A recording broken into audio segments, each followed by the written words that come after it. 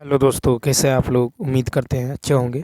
दोस्तों, इस वीडियो में railway NTPC previous year paper solution देखने वाले हैं, तो आप लोग लास्ट तक ज़रूर बने रहिएगा। देखिए, यह पेपर जो है 7/1/2021 को सेकंड शिफ्ट में पूछा गया था। कल हम लोग जो है क्वेश्चन नंबर 10 तक देख चुके थे। आज देखेंगे क्वेश्चन नंबर 11 से। तो चलिए शुरू करते हैं। यदि आप नए हैं तो चैनल को सब्सक्राइब कर लीजिए, बेल आइकन को प्रेस कर दीजिए और एक बार वीडियो को शेयर कर दीजिए। तो देखिए 11 है कि कथन है कि सभी किसान बहुत मेहनती हैं। ठीक है, सभी जो किसान हैं, सभी किसान बहुत जो है मेहनती हैं। क्या है? मेहनती। निष्कर्ष है कि कुछ बहुत मेहनती व्यक्ति किसान है। ठीक है, कुछ। तो देखिए यहाँ पे जो राइट आंसर हो जाएगा, ये हो जाएगा बी ऑप्शन। क्या होगा? तो कथन क्या है? सत्य है। ठीक है, तो कुछ बहुत मेहनती व्यक्ति किसान है, सत्य है। नेक्स्ट फिर देखिए, कहता है यहाँ पे है कि व्हेन, ठीक है, परसेंटेज एसएसआर टू मिट सैल्यू के लिए चरण 2 क्या है? ठीक है, तो यहाँ पे यदि आप देखें तो इनपुट दे दिया गया है आपको व्हेन परसेंटेज एसएसआर टू मिट सैल्यू।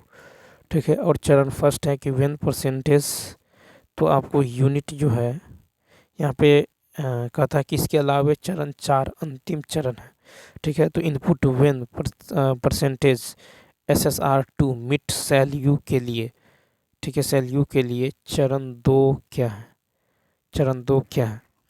तो यहाँ पे यदि आप देखें तो इनपुट आपको पता है, इनपुट जो है आपको है व्हेन परसेंटेज। यहाँ पे इनपुट लेंगे तो इनपुट आप ले लीजिए। इनपुट ये दे दिया गया है व्हेन परसेंटेज। ठीक है, व्हेन परसेंटेज, तो चरण फर्स्ट क्या होगा?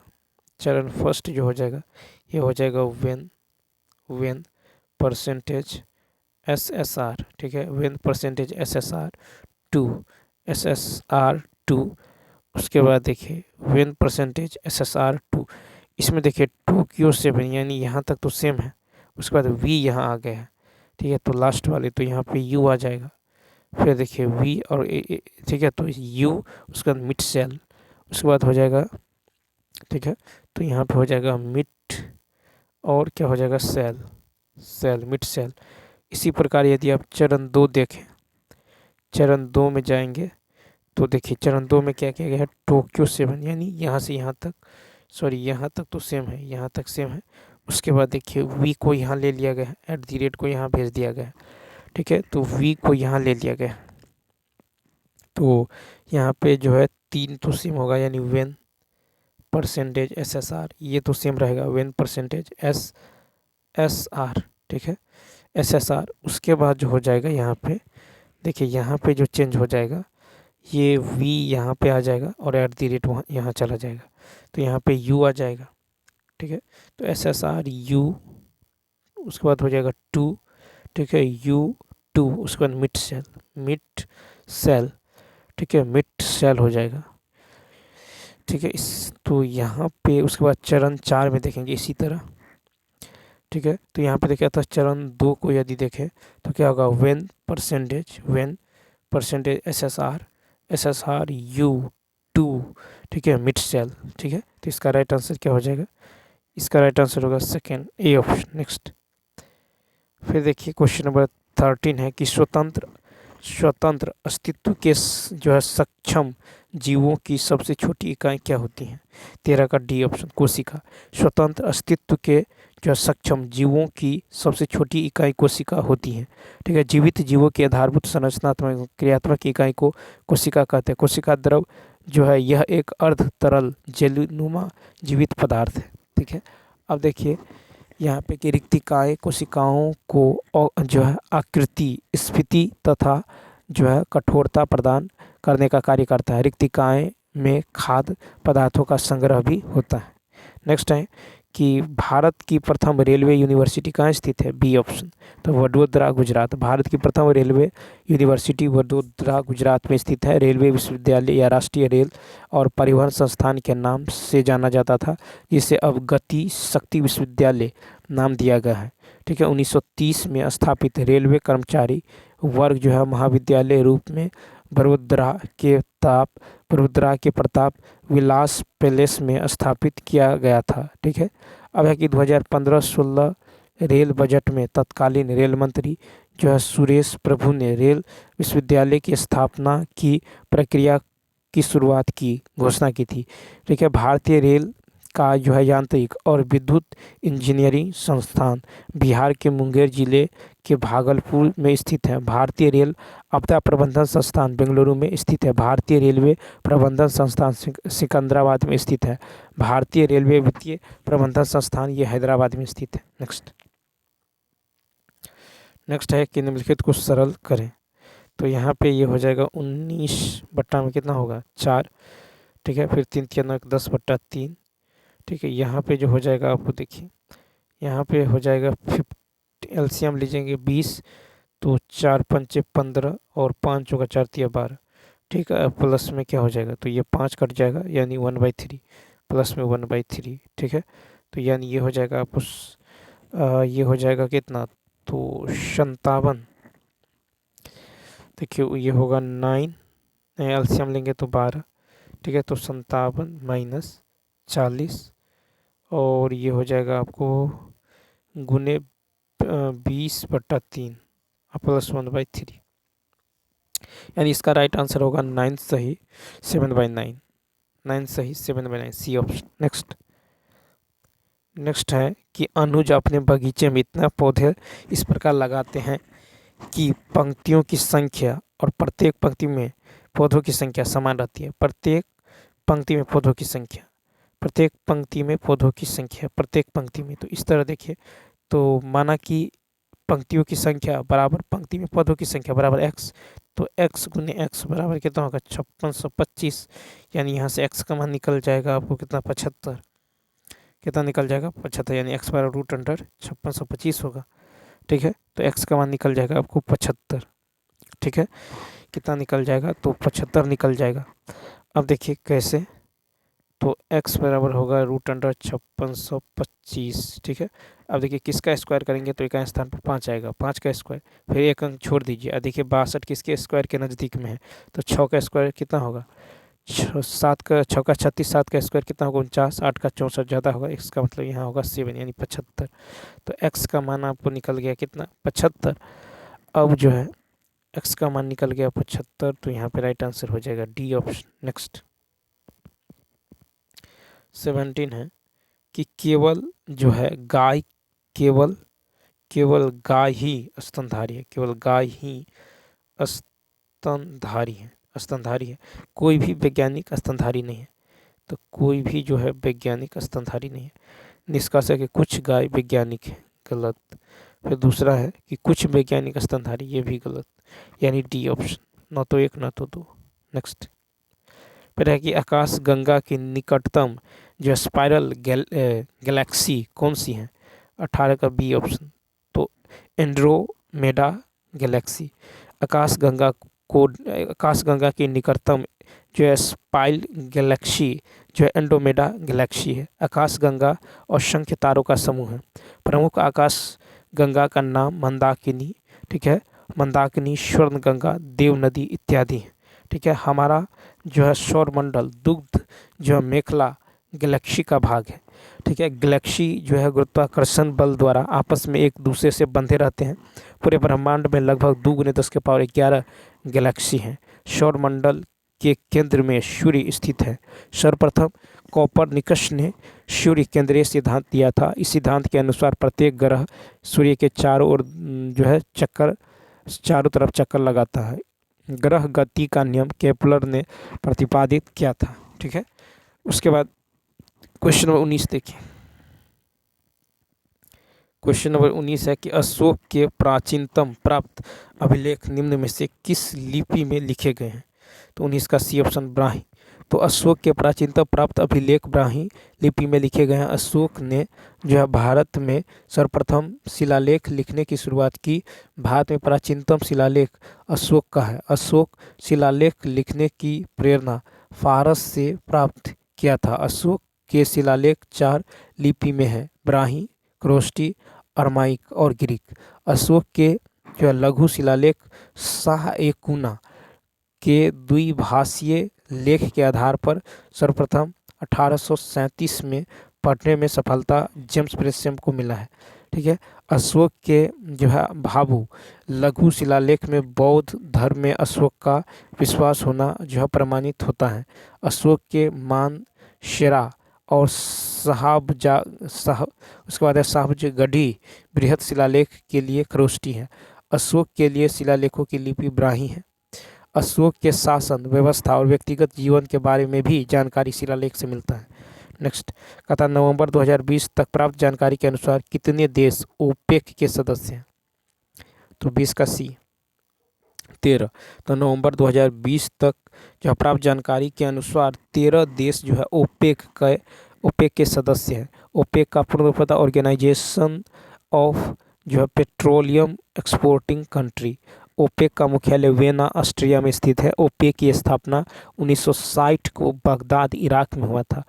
अंगोला देश के द्वारा जनवरी 2024 से अपनी सदस्यता वापस लेने के बाद वर्तमान में ओपेक संगठन में कुल 12 सदस्य देश हैं। अंगोला देश की राजधानी लुआंडा में स्थित है। ठीक है, लुआंडा में स्थित है। ठीक है, तो अंगोला देश की जो राजधानी है ये लुआंडा में स्थित है। नेक्स्ट 21 नंबर देखिए। फिर कहता है कि जो संयुक्त आकृति का क्षेत्रफल, तो यहाँ पे जो क्षेत्रफल होगा देखिए ये जो है यहाँ से यहाँ तक कितना है 12 है। ठीक, और यहाँ से अब यदि यहाँ देखें तो ABCDEF का क्षेत्रफल होगा आयत। मान लीजिए इसका नाम A रख ले, B रख ले, इसका नाम CDDE और F रख ले। ठीक है, F रख ले तो पहले क्या होगा आयत का क्षेत्रफल। ठीक, आयत का क्षेत्रफल प्लस त्रिभुज का क्षेत्रफल। तो आयत का क्षेत्रफल निकालेंगे और उसके बाद त्रिभुज का क्षेत्रफल, उन दोनों को ऐड कर देंगे। तो आयत का क्षेत्रफल होगा लंबाई है 19, चौड़ाई है 6, तो लंबाई गुने चौड़ाई प्लस त्रिभुज का होगा 1/2 गुने आधार है 6, 1/2 गुने आधार गुने ऊंचाई। मानिए ये है यहाँ से यहाँ तक 19, यहाँ है 12, तो कितना होगा 7 और गुने कितना होगा 7, 2 3 6, ये है 21 हो जाएगा। ये होगा 114। ठीक है, यानी कितना होगा 135 का तो सी ऑप्शन। नेक्स्ट फिर कहता है कि अमित किसी कार्य को 15 दिन में पूरा करता है, उसी कार्य को बलवीर अकेले 10 दिन में करता है। ठीक है, यदि अमित अकेले 3 दिन तक कार्य करता है और 3 दिन बाद बलवीर उसके साथ जुड़ जाता है, तो देखिए ये करता है अमित और बलवीर 15 दिन 10 दिन, इसका जो एलसीएम होगा 30, 15 दूनी 30, 10 तिया 30। ठीक है, 10 तिया 30। कहता है कि अमित अकेले 3 दिन तक कार्य करता है। ठीक, तो ये 2 की एफिशिएंसी से 3 दिन करेगा तो कितना काम होगा 6 काम, बचा कितना, तो बचा आपको 24 काम। ठीक है, अब कहता है कि 3 दिन तक कार्य करता है, 3 दिन बाद बलवीर उसके साथ जुड़ गया, तो बलवीर इन दोनों का एफिशिएंसी 5 से भाग दीजिए, तो 5 चौका 20। ठीक है, 5 चौका 20, 4 24। तो कहता है तो कार्य कितने दिन में पूरा हो जाएगा, 4 सही 4/5, बी ऑप्शन 22 का। ठीक है, तो 22 का क्या हो जाएगा 22। तो कहता है यहाँ पे जो है अब देखिए यहाँ पे कह रहा है कि जो है टोटल काम, तो कार्य कितने दिनों में पूरा हो जाएगा। ठीक है, कार्य कितने दिनों में पूरा जो है हो जाएगा, तो यहाँ पे जो होगा ये होगा 24 काम बच गया 30 में से। देखिए ये 2 की एफिशिएंसी से करेगा। अमित जो है अकेले 3 दिन तक कार्य करता है अमित। उसके बाद कहता है उसके बाद जो है 3 दिन बाद बलवीर साथ जुड़ जाता है, तो 3 दिन बाद, तो यहाँ पे जो है 24 काम बचा हुआ है, ये दोनों करेगा 5 की एफिशिएंसी से। ठीक है, तो 5 चौका 20, 4 24, 5 25। अब देखिए और 3 दिन तक वो काम था, तो कितना हो गया, 4 3 7 सही 4/5, यानी ए ऑप्शन। कुल कार्य पूछ रहा है कि कितने दिनों तक। नेक्स्ट, ठीक है। तो टोटल कार्य, क्योंकि यहाँ पे देखिए पहले भी 3 दिन काम चला है, इसलिए वो भी 3 जो है ऐड करना होगा, तो यहाँ पे राइट आंसर ए हो जाएगा, ठीक है। अब चलिए देखते हैं क्वेश्चन नंबर जो है 23। कहता है कि 23 की यदि बात करें तो शब्द जो है 23 में यदि देखें तो शब्द आर्टिफिशियल इंटेलिजेंस किसने जो है गढ़ा है, ए ऑप्शन जॉन मैककार्थी। तो देखिए शब्द आर्टिफिशियल इंटेलिजेंस जो है जॉन मैककार्थी ने गढ़ा था। आर्टिफिशियल इंटेलिजेंस का अर्थ है कृत्रिम बुद्धि। यह एक ऐसा सिमुलेशन है जिससे मशीनों को इंसानी बुद्धि से लैस किया जाता है। एआई में मुख्यतः 3 जो प्रोसेस होते हैं, एक तो लर्निंग, रीजनिंग एवं सेल्फ करेक्शन, ठीक है। उसके बाद है कि इस तकनीक में ज्ञान को ऐसे नियमबद्ध तरीके से रखा जा सकता है जिससे जिससे इसका इस्तेमाल जो है बहुत प्रभावी रूप से किया जा सकता है। आर्टिफिशियल इंटेलिजेंस के प्रमुख जो है अनुप्रयोग है कंप्यूटर गेम, प्राकृतिक भाषा प्रसंस्करण, प्रवीण प्रणाली, दृष्टि प्रणाली, वाक पहचान और बुद्धिमान रोबोट। नेक्स्ट, तो यहाँ पे आर्टिफिशियल इंटेलिजेंस किसने गढ़ा है, तो जॉन मैककार्थी। नेक्स्ट, नेक्स्ट है कि जो है एफ एक्स, तो आर में एफ एक्स एक्स स्क्वायर है, तो कहता है एफ के परास में इनमें से कौन सा शामिल है। तो यहाँ पे यदि आप देखें 24 में, तो एक्स के ऋणात्मक मान यदि आप ले -1, तो एफ एक्स क्या होगा, +1 हो जाएगा, ठीक है। एक्स का धनात्मक मान यदि ले तो एफ एक्स क्या होगा, तो एफ एक्स भी 1 हो जाएगा, ठीक है। अतः स्पष्ट है कि एफ एक्स किसी भी ऋणात्मक यहाँ पे एफ एक्स जो है कभी भी ऋणात्मक नहीं होगा, अर्थात एक्स के सभी मानों के लिए एफ एक्स हमेशा धनात्मक होगी। तो इसीलिए परास जो होगा हमेशा धनात्मक वास्तविक संख्या, परास जो है हमेशा धनात्मक वास्तविक संख्या, बी ऑप्शन। नेक्स्ट, अब देखिए यहाँ पे 25 में क्या होगा, तो यहाँ पे है 1 का स्क्वायर, 3 का स्क्वायर, 5 का स्क्वायर, 7 का स्क्वायर, तो आगे क्या होगा 9 का स्क्वायर विषम है, तो 9 का स्क्वायर कितना होगा 81, बी ऑप्शन, ठीक है। तो 1 3 5 7 9। नेक्स्ट, फिर कहता है यहाँ पे असंगत को चुनना है 26।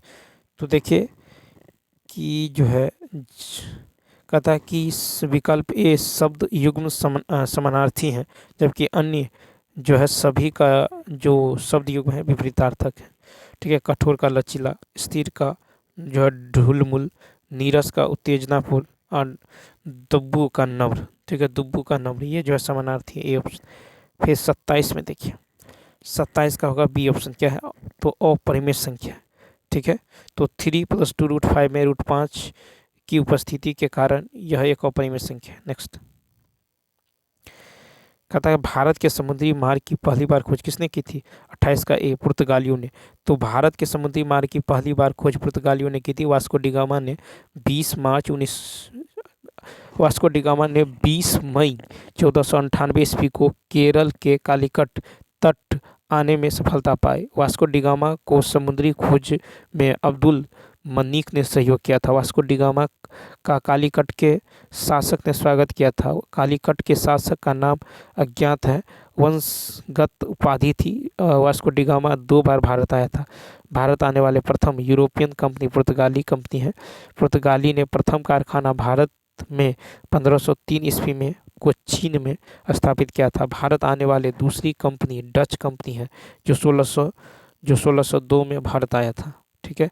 और वास्को डिगामा जो है 20 मई 1498 को केरल के कालीकट तट पर पहुंचा। नेक्स्ट, फिर है अक्टूबर 2020 तक प्राप्त जानकारी के अनुसार भारत का अटॉर्नी जनरल कौन था, बी ऑप्शन के वेणुगोपाल। तो अक्टूबर 2020 तक भारत प्राप्त जानकारी के अनुसार भारत का जो है अटॉर्नी जनरल के वेणुगोपाल है। आर वेंकटरमणी भारत के वर्तमान अटॉर्नी जनरल सितंबर 2024 के लिए है, ठीक है, आर वेंकटरमणी। फिर है कि तो याद रखना आर वेंकटरमणी भारत के वर्तमान अटॉर्नी जनरल सितंबर 2024 के लिए। फिर भारत के वर्तमान सॉलिसिटर जनरल तुषार मेहता है। भारत के पहले महान्यायवादी MC सीतलवार थे। भारत के पहले महान्यायवादी MC सीतलवार थे। भारत के महान्यायवादी अटॉर्नी जनरल भारत सरकार का मुख्य कानूनी सलाहकार होता है। भारतीय संविधान में जो मुख्यतः अनुच्छेद 148 से 151 तक CAG का उल्लेख है। नियंत्रक एवं महालेखा परीक्षक की नियुक्ति राष्ट्रपति द्वारा किया जाता है। कैग की नियुक्ति 6 वर्ष या 65 वर्ष की आयु तक के लिए होता है। कैग सार्वजनिक धन के रखवाला होते हैं। कैग का कर्तव्य है कि बजट में जो प्रावधान किया गया है उस नियम का पालन कार्यपालिका करती है या नहीं, यह जांचना। कैग में जो है रिपोर्ट पर जो है लोक लेखा समिति विचार करती है। अब देखिए कहता है एक कमरे में 6 व्यक्ति ABCDEF एक समूह में जो है समूह में है। दो विवाहित जोड़े B इटालियन और B इटालियन है और C की माँ है। तो B जो है वो C की माँ है, ठीक है, C की माँ है और ये इटालियन है, ठीक है, इटालियन है। और कहता है कि C की माँ है F C की दादी या नानी है। F जो है C की दादी या नानी, F जो है C की क्या है, दादी या फिर नानी, ठीक है, दादी या नानी। F जो है C की दादी या क्या है, नानी है। F कनाडा से, F जो है कनाडा से। फिर कहता है F कनाडा से। D E का दादा है। D जो है ये E का दादा या नाना है और D ऑस्ट्रेलिया से, तो DE का दादा नाना। समूह में एक इटालियन और एक कनेडियन, एक ऑस्ट्रेलियन, एक फ्रांसीसी, 2 आयरिश व्यक्ति है। फ्रांसीसी व्यक्ति पुरुष हैं और विवाहित हैं। तो यहाँ पे देखिए ये हो गया। उसके बाद है कि जो F है F C की दादी नानी है, F कनाडा से। F जो है C की दादी नानी है और F कनाडा से। D E का दादा या नाना है। D जो है E का दादा या नाना, D जो है ये E का दादा या नाना है, ठीक है। D जो है E का दादा, तो यहाँ E होगा, ठीक है। तो D जो है E का दादा या नाना, तो D जो है ये E का दादा है या फिर नाना, ठीक है, दादा या नाना। D जो है E का जो है दादा या, ठीक है, दादा या नाना है, ठीक है। D ऑस्ट्रेलिया से और ये ऑस्ट्रेलिया से, ठीक है, ऑस्ट्रेलिया से हैं। अब यहाँ पे देखिए ऑस्ट्रेलिया से तो कहता समूह में एक इटालियन, कनेडियन और एक ऑस्ट्रेलियाई है, ठीक है, एक ऑस्ट्रेलियाई है। और जो है एक जो है ऑस्ट्रेलिया, एक फ्रांसीसी और जो है 2 आयरिश व्यक्ति हैं। तो फ्रांसीसी और 2 आयरिश व्यक्ति हैं। फ्रांसीसी व्यक्ति पुरुष है। अब देखिए फ्रांसीसी व्यक्ति जो है ये क्या है, तो फ्रांसीसी व्यक्ति पुरुष हैं, ठीक। फ्रांसीसी व्यक्ति जो है पुरुष हैं, भी इटालियन है, ठीक है। और जो है C की दादी या नानी, ठीक है, C की माँ। और 2 विवाहित जोड़े हैं, 2 जो है विवाहित जोड़े हैं। तो इसका मतलब जो है एक यहाँ पे आने वाला है, ठीक है, और एक यहाँ पे आने वाला है। अब बचा कौन, A, तो A यहीं पे आ जाएगा, ठीक है, ये हो जाएगा मेल आपको। तो कहता है कि 2 यहाँ पे फ्रांसीसी व्यक्ति और विवाहित हैं। फिर है कि कनेडियन है, एक फ्रांसीसी आयरिश है, 2 विवाहित जोड़े हैं, ठीक है। समूह में 2 विवाहित जोड़े हैं, B इटालियन। अब यहाँ पे कह रहा है कि फ्रांसीसी आयरिश 2 एक फ्रांसीसी और 2 आयरिश, एक फ्रांसीसी 2 आयरिश व्यक्ति, फ्रांसीसी व्यक्ति पुरुष है। इसका मतलब ये हुआ कि फ्रांसीसी यही है, ठीक है। और ये हो जाएगा दोनों आयरिश। तो कहता है A की राष्ट्रीयता क्या है और इसकी पत्नी, तो A की राष्ट्रीयता है फ्रांसीसी और इसकी पत्नी B है, ठीक है। तो इसका राइट आंसर होगा A ऑप्शन। तो फ्रांसीसी और इसकी पत्नी B। नेक्स्ट, फिर यहाँ पे देखिए 31 में यदि देखें तो क्या होगा, तो 31 में हो जाएगा 1 प्लस का 2 एट दी रेट का मतलब होता है एट दी रेट को या तो प्लस अथवा गुना से बदला जाता है। यदि यहाँ पे प्लस लेते हैं तो 1 + 2 × 3 × 4 × 5 × 6 करेंगे तभी जाके ये हो जाएगा आपको 720 यानी 721 हो जाएगा, तभी जाके डी ऑप्शन। नेक्स्ट, अब यहाँ कहता है कि बदला जाता है इस गणितीय क्रिया को सही क्रम करने के बाद कितना अधिकतम मान होगा। तो अधिकतम मान के लिए यहाँ पे हमको क्या लेना पड़ेगा, यहाँ पे बाकी सभी जगह गुना लेना पड़ेगा। नेक्स्ट, 32 एम द्रव्यमान की कोई वस्तु भी वेग से गतिमान है तो इसके संवेग को खाली स्थान द्वारा व्यक्त किया जाता है।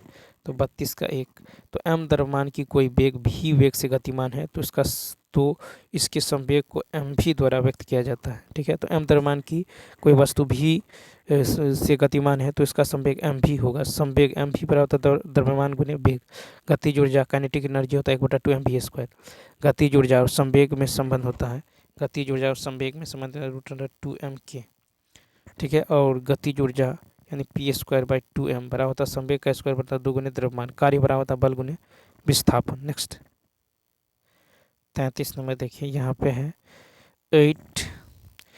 तो यहाँ पे यदि आप देखें तो इसको लिख सकते हैं 5 + 3, ठीक है, -2 √5 गुने 3 यानी होगा a² + b² -2ab। ठीक है, -2ab यानी ये किसका है, तो ये है a - b का होल स्क्वायर, a - b का होल स्क्वायर रूट में, तो ये रूट कट जाएगा यानी √3 - √5 या √5 - √3 कर सकते हैं। ठीक है, तो यहाँ पे √5 होगा, यहाँ पे √3 होगा। ठीक है, तो √5 माइनस का √3, ए ऑप्शन। नेक्स्ट, 34 नंबर देखिए, 34 है कि एक नगर की जनसंख्या प्रतिवर्ष 10% की वृद्धि होती है। यदि वर्तमान में जनसंख्या इतना है, वर्तमान में है 20,000, तो कहता अगले वर्ष यानी 110%, तो 2 0 से 2 0 कट जाएगा, तो कितना होगा 11 दूनी 22,000 यानी इसका राइट आंसर होगा बी। नेक्स्ट, कथा निम्नलिखित में से कौन भारतीय राष्ट्रीय कांग्रेस के चरमपंथी नेता नहीं थे। तो 35 का डी ऑप्शन, सुरेंद्रनाथ बनर्जी। तो सुरेंद्रनाथ बनर्जी भारतीय राष्ट्रीय कांग्रेस के चरमपंथी नेता नहीं थे। अखिल भारतीय राष्ट्रीय कांग्रेस पार्टी की स्थापना 28 दिसंबर 1885 को हुआ था।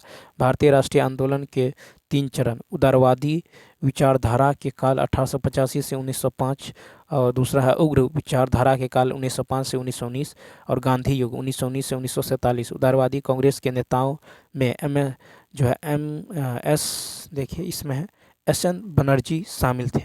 ठीक है, उदारवादी कांग्रेस, और SN बनर्जी जो है LCS में सफलता प्राप्त कर जो है सिलहट के सहायक मजिस्ट्रेट बनाए गए, लेकिन नस्लीय भेदभाव के कारण बर्खास्त कर दिया गया। फिर है SN बनर्जी को बिना ताज का बादशाह कहा गया। भारत में उग्र विचार लाने का श्रेय लाल बाल पाल को दिया जाता है।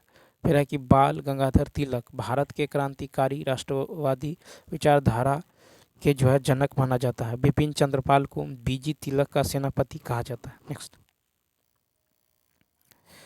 नेक्स्ट है कि प्रजा ने जो अपने जन्मदिन की पार्टी में 7:6 के अनुपात में पुरुष और महिलाओं को आमंत्रित करता है, यदि पार्टी में आने वाले पुरुषों की संख्या इतना है। तो देखिए यहाँ पे जो है पुरुष, तो 7 जो है 7 का कितना गुना, 8 गुना, तो 6 का 8 गुना कितना होगा 48, तो महिला होगा 48, बी ऑप्शन।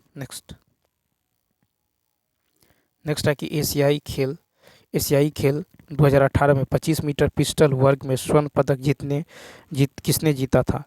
तो 37 का बी ऑप्शन, 37 का होगा बी ऑप्शन। ठीक है, तो यहाँ पे जो हो जाएगा बी ऑप्शन क्या होगा, राइट आंसर होगा। अब यहाँ पे देखिए कहता है कि मेहमानों की कुल संख्या तो 48 ये और 56 ये, इन दोनों को जोड़िए 8 6 14 5 9 10 104, डी ऑप्शन। यहाँ पे कुल पूछ रहा है। देखिए एशियाई खेल 2018 में 25 मीटर पिस्टल वर्ग में स्वर्ण पदक किसने जीता, बी ऑप्शन, राही सरनोबत।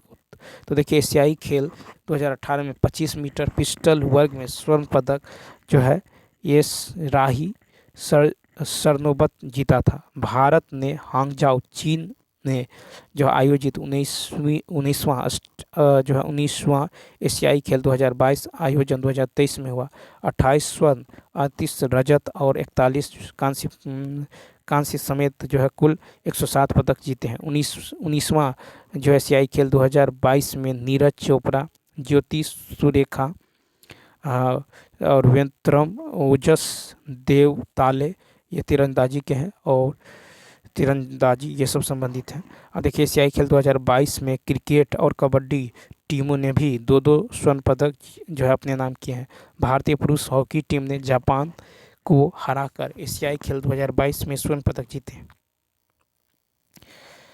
अब यहाँ पे देखिए 15 तो यानी यहाँ पे क्या किया गया, 1 का स्क्वायर या 1 के पावर 1 प्लस 0, यहाँ पे 2 का स्क्वायर प्लस 1, ठीक है। यहाँ पे 3 का क्यूब प्लस 2, 3 का क्यूब 27, यहाँ पे किया जाएगा 4 के पावर 4 प्लस 0 1 2 3, तो यहाँ पे कितना होगा 259, कितना होगा 259। नेक्स्ट है कि हरियाणा में भारत सरकार द्वारा किस स्थान पर नाभिकीय विद्युत संयंत्र लगाया जा रहा है, तो 39 का हो जाएगा ए ऑप्शन, क्या हो जाएगा गोरखपुर, ठीक है। तो हरियाणा में भारत सरकार द्वारा गोरखपुर नामक स्थान पर नाभिकीय विद्युत संयंत्र लगाया जा रहा है, ठीक है। अब देखिए यहाँ पे जो है नाभिकीय रिएक्टर और राज्य कोवाड़ा ये आंध्र प्रदेश में है, जैतपुर ये महाराष्ट्र में है, माही बनवाड़ा ये राजस्थान में है, चुटका ये मध्य प्रदेश में है, कवाली आंध्र प्रदेश में। नाभिकीय रिएक्टर द्वारा नाभिकीय ऊर्जा का परिवर्तन उसमें ऊर्जा में होता है। नाभिकीय रिएक्टर का निर्माण सर्वप्रथम एनरिको फर्मी ने किया था। नेक्स्ट कहता है 1 फरवरी 2019 में अंतरिम केंद्रीय बजट किसने पेश किया था, ये ऑप्शन पीयूष गोयल। 1 फरवरी 2019 में अंतरिम बजट जो है पीयूष गोयल ने पेश किया था। 2019 में तत्कालीन वित्त मंत्री अरुण जेटली ने बीमार पड़ने के कारण से वित्त मंत्रालय का अतिरिक्त प्रभार संभाल रहे केंद्रीय मंत्री पीयूष गोयल ने पेश किया था। भारत के इतिहास में संविधान लागू होने के बाद पहला अंतिम बजट मोरारजी देसाई ने वर्ष 1962 से 63 में पेश किया था। स्वतंत्र भारत में प्रथम जो है अंतिम बजट जो है 26 नवंबर 1947 को तत्कालीन वित्त मंत्री R.K. षणमुगम शेट्टी ने पेश किया था। वित्त मंत्री निर्मला सीतारमण ने 1 फरवरी 2024 को 2024-25 के लिए अंतरिम बजट पेश किया। अंतरिम बजट में किसी भी प्रकार की नई योजनाओं की घोषणा नहीं हुई है। नेक्स्ट देखिए कहता है कि कोई अखबार जो है अनपढ़ द्वारा नहीं पढ़ा गया, ठीक है।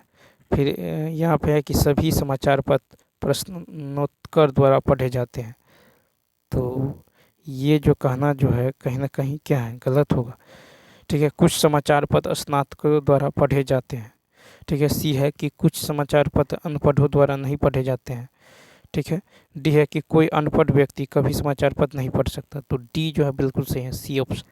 नेक्स्ट 42 है कि भावना ने 26 मार्च 2018 को एक ऋणदाता से 15% वार्षिक साधारण ब्याज की दर से इतना रुपया उधार ली और कहता उसी वर्ष 7 जून को ऋण चुका दिया, ठीक है। उसे अपने ऋण को चुकाने के लिए कितनी राशि भुगतान करना पड़ा, तो देखिए 26 मार्च से 7 जून तक कुल समय कितना होगा, 26 मार्च से तो 26/5 कितना होगा, तो मार्च होता है 31 का, तो 5 दिन ये, अब प्लस में मार्च अप्रैल मई जून 7, यानी कुल 73 दिन हो गया, ठीक है।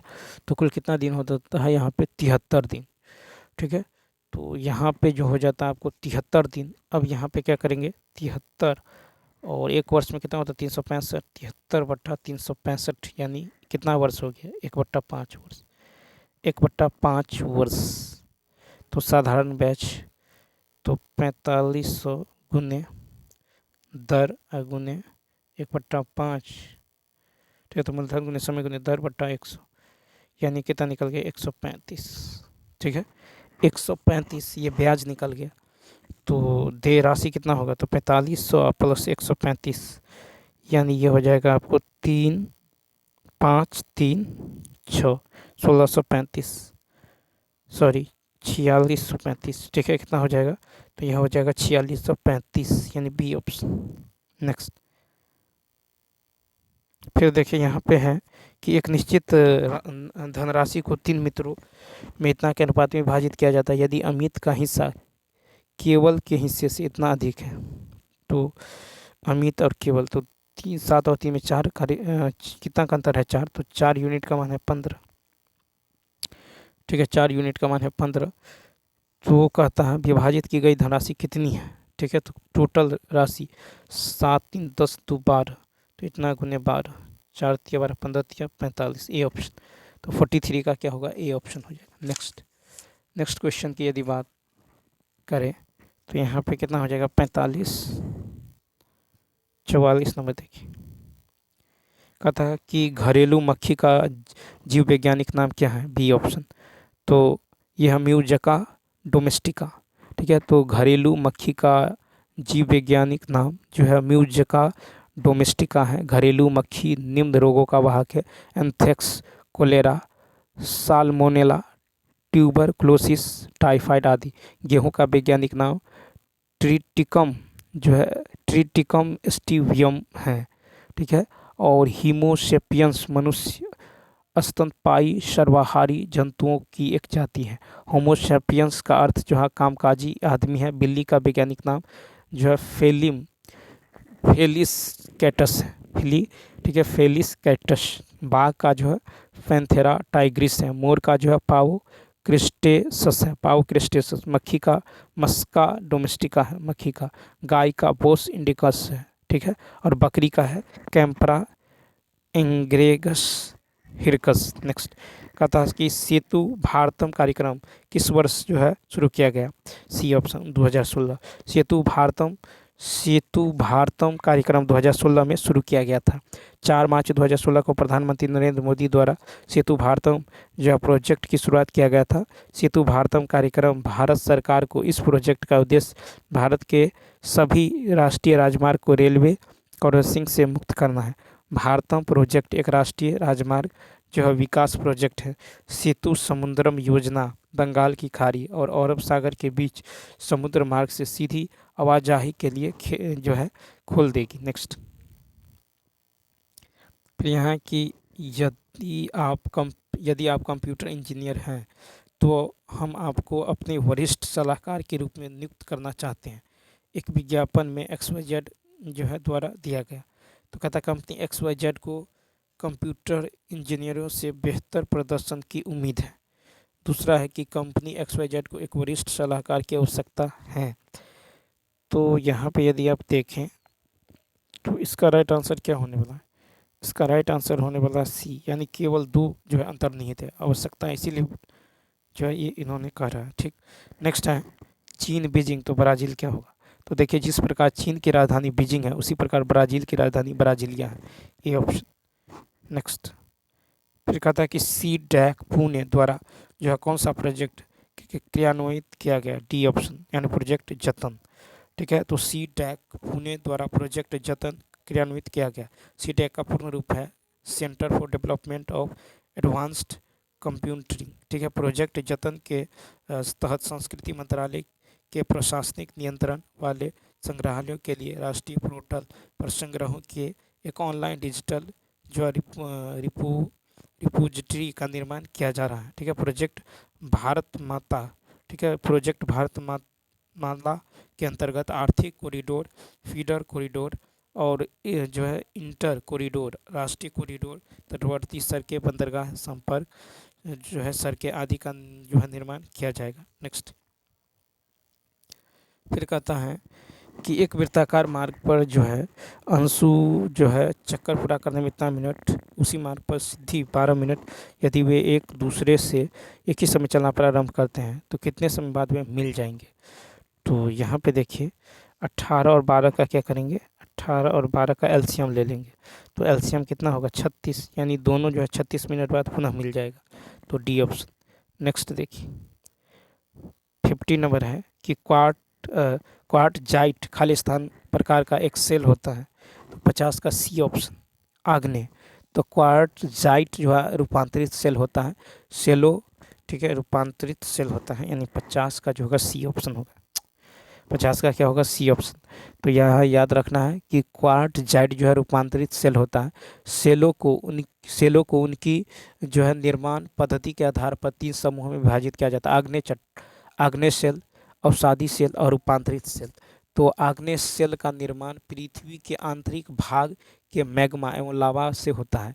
जैसे आग्नेय सेल है ग्रेनाइट, ग्रेबो, ठीक है, और पेग्मेटाइट, बेसाल्ट। अवसादी अवसादी चट्टानें अधिकांश जो है ये परतदार होती हैं, चूना पत्थर, कोयला, ठीक है, और गीचराइट आदि।